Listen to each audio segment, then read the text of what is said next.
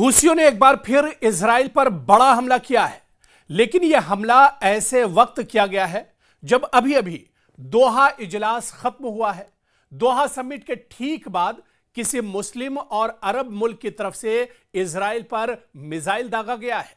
Houthi लड़ाकों ने Israeli इलाके की जानिब यह मिसाइल दागा है। आपको याद होगा कि कतर में इस्लामी सरबराही इजलास के फौरन बाद यमन के ईरान नवाज हूसी लड़ाकों ने इजराइल को निशाना बनाते हुए एक बैलिस्टिक मिसाइल दागा है।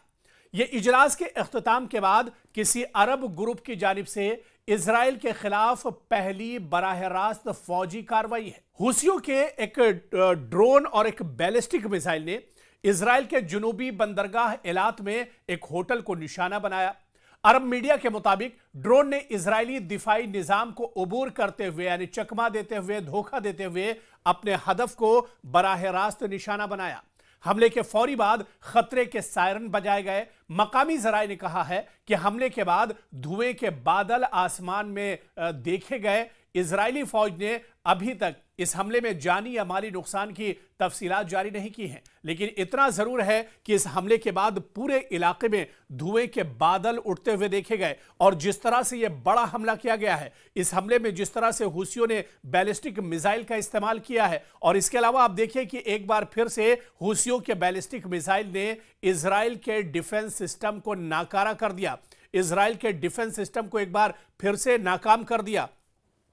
और ये जो हमला है, एक होटल पर यह मिसाइल जाकर लगा है। हालांकि इजराइल की तरफ से अभी इस हमले की जानकारी नहीं दी गई है। इजराइल की तरफ से इस हमले की जानकारी को भी एक तरह से छुपाया जा रहा है, क्योंकि इजराइल अपने नुकसान को छिपाने की कोशिश करता है और एक बार हमेशा की तरह से फिर इजराइल इस हमले को दुनिया से छुपाने की कोशिश कर रहा है। दरअसल जो हूसी हैं लगातार इजराइल पर अटैक कर रहे हैं, लगातार इजराइल के जो ठिकाने हैं उन्हें टारगेट कर रहे हैं, निशाना बना रहे हैं, लेकिन इस तरह की खबरें इजराइल बाहर नहीं आने देता है। जहां पर इजराइल का नुकसान होता है, जहां पर इजराइल की तबाही होती है, उन खबरों को इजराइल बाहर नहीं आने देना चाहता है।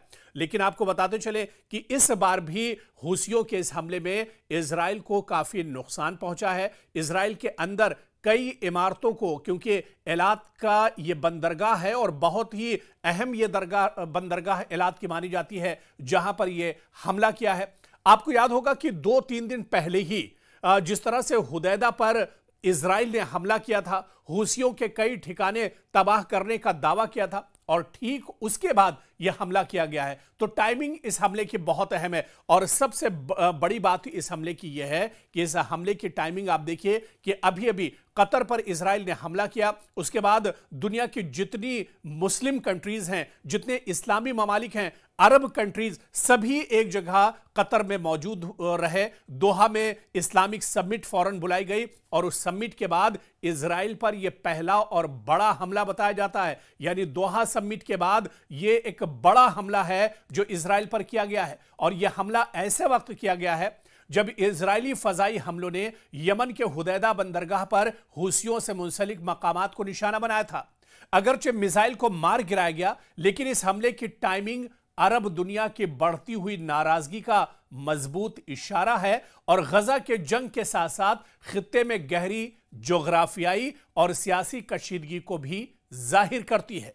यानी इस हमले को दरअसल दोहा समिट से जोड़कर देखा जा रहा है। दोहा में कई ममालिक ने यह कहा था कि मुसलमानों का अपना एक नेटिव होना चाहिए, मुस्लिम ममालिक की अपनी एक फौज होनी चाहिए, मुस्लिम ममालिक का एक वॉर रूम होना चाहिए, और अगर किसी मुस्लिम मुल्क पर हमला होता है तो उसका मुंहतोड़ जवाब दिया जाना चाहिए। और ठीक दोहा समिट के बाद हूसियों की तरफ से यह बैलिस्टिक मिसाइल दागा गया है, यह बैलिस्टिक हमला किया गया है, और इसी वजह से इसे दोहा हमले से जोड़कर, दोहा समिट से एक तरह से जोड़कर इस हमले को देखा जा रहा है। यानी जो टाइमिंग है वो इस हमले की एक तरह से बहुत इंपॉर्टेंट है। दोहा समिट में आप देखिए ईरान ने जोर दिया था कि मुस्लिम नेटो की तरह से मुस्लिम ममालिक की फौज होनी चाहिए। पाकिस्तान ने इसकी तायद की थी, तुर्की ने इसकी तायद की थी, और अब आप देखिए कि इसकी जो असरात हैं वो अब जाहिर होने लगे हैं। हालांकि हुसी इससे पहले भी हमला करते रहे,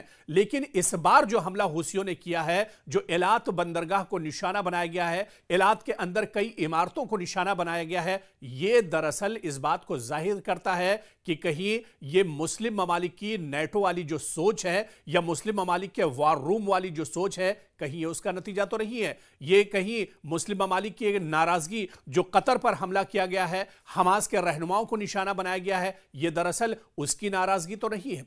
और फिर आगे आप देखिए कि यमन में साल 2014 से ही हुसी जो लड़ाके हैं वो हुकूमत के खिलाफ एक शिद्दत पसंद और तवील खाना जंगी जारी है। हुसी जो ग्रुप है ईरान की हिमायत हासिल करता है, जबकि यमन के कानूनी हुकूमत को सऊदी अरब और दीगर अरब इत्तेहादियों की मदद हासिल है। हुसियों ने शुमाली यमन पर कब्जा कर रखा है और वो मुल्क के दीगर हिस्सों में भी असर और रसूख रखते हैं।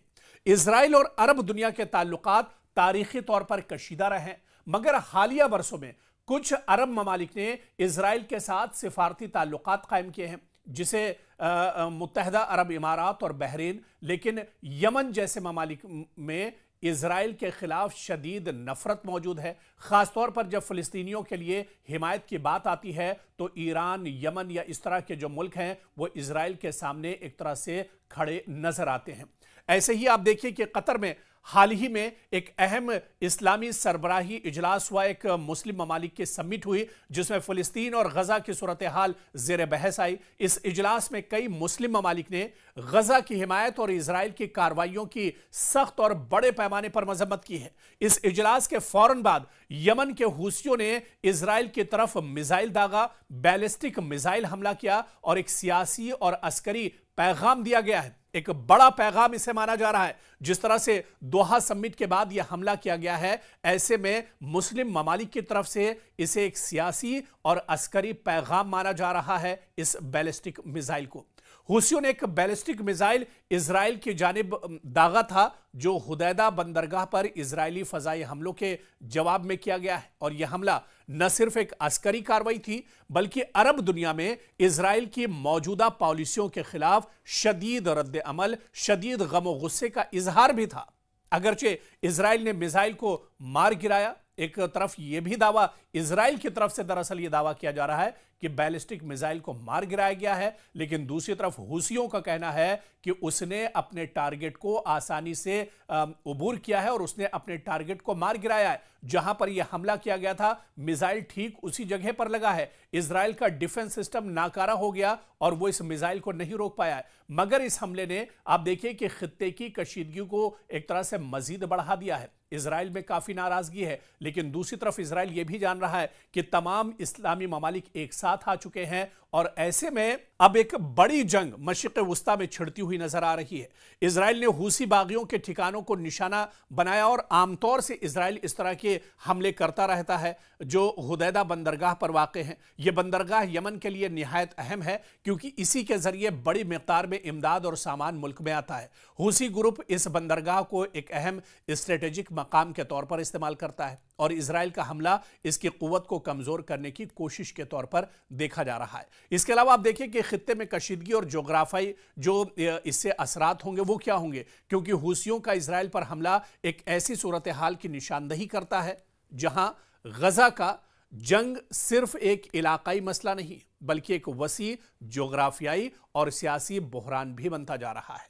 ईरान की हिमायत याफ्ता हुसी ग्रुप का यह इकदाम खित्ते में ईरान और इसके मुखालिफिन के दरमियान जारी ताकत के ताक़ुब का हिस्सा है। ये हमला अरब दुनिया के मुख्तलिफ सियासी धड़ों के माबैन बढ़ती हुई तनाव की अलामत भी एक तरह से है, और जिस तरह से कतर पर हमला किया गया उसके जवाब में भी इसे देखा जा रहा है। तो वहीं पर आलमी रद्द-ए-अमल और मुस्तकबिल की या सूरत हाल की अगर बात करें, जो मौजूदा सूरत हाल है, इस हमले के बाद बैनुल-अक़वामी बिरादरी ने कशीदगी कम करने की अपील की है, मगर खित्ते में फरीक़ैन के दरमियान बढ़ता हुआ तनाज़ा और अस्करी कार्रवाइयाँ खतरे की लगातार घंटी एक तरह से बजा रही और लगातार कहीं ना कहीं खित्ते में हालात एक तरह से बिगड़ते जा रहे हैं। तो यमन के हुसी बागियों की जानिब से इजराइल पर मिसाइल हमला एक नई अस्करी और सियासी कशीदगी का बायस बना हुआ है।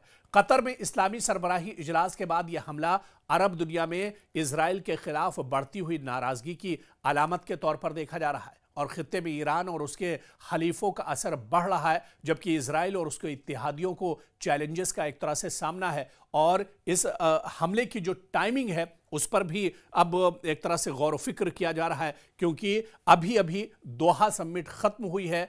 अरब ममालिक में एक नाराजगी है जिस तरह से कतर में हमला किया गया और उसके बाद हूसियों का ये बड़ा अटैक, यानी इस बड़े अटैक में आप देखिए कई तरह के पैगाम है। एक तो मुस्लिम ममालिक की नाराजगी, कहीं ऐसा तो नहीं है कि मुस्लिम ममालिक का वॉर रूम तैयार हो रहा है या मुस्लिम ममालिक अब नेटो की तर्ज पर एक जो इस्लामिक फौज अब बनाकर खड़ी कर रहे हैं, और ये कहीं ना कहीं एक बड़ा चैलेंज है इजराइल के लिए और इसके अलावा अमेरिका के लिए, या फिर ये कहा जाए कि अमेरिका और इजराइल के जो यूरोप में इत्तेहादी ममालिक हैं उनके लिए भी एक बहुत बड़ा चैलेंज है। और इसका जो सबसे बड़ा असर होगा या जो सबसे पहले असर होगा वो मशरिक़ वुस्ता और मिडिल ईस्ट में देखने को मिलेगा, जहां पर हालिया कुछ दिनों में इजराइल ने कई मुस्लिम ममालिक को निशाना बनाया है। लगातार चाहे उर्दन की बात करें, ईरान की बात करें या फिर गजा की बात करें और इसी तरह से यमन की बात करें, ये वो इस्लामी मुल्क है मशरिक़ वुस्ता में जहां पर लगातार